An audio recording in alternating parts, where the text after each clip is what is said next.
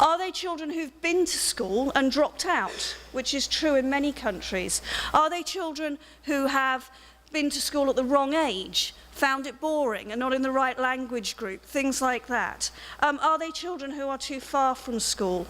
Are they children who are being routinely excluded because of their ethnicity or the lifestyles that they lead?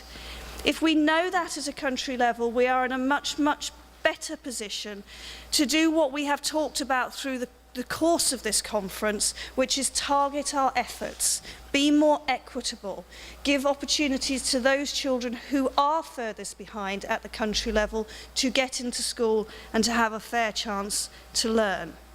The World Education Forum, this conference, has really brought together leaders such as yourselves around the world to discuss the next set of promises for children in education, the Sustainable Development Goals. Right now, one of those targets promises free, equitable, and quality primary and secondary education that leads to relevant and effective learning outcomes by 2030. This time, let's not just make those promises, but let's keep them. We are focusing on quality for retention and learning. We are advocating for out-of-school children, and we're advocating very, very hard to mobilize many more resources for education more generally. Our focus is exclusively on children who are out of school.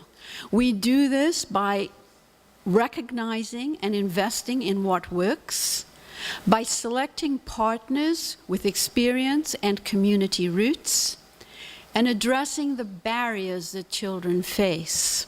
So first, let me just say that across the partnership, across the countries that are members of the global partnership, we have seen extraordinary efforts at scale to address the problem of out-of-school children using alternative schooling methods. And working particularly with UNICEF as one of our main partners, we've seen these out-of-school programs succeed, in particular in conflict-affected states.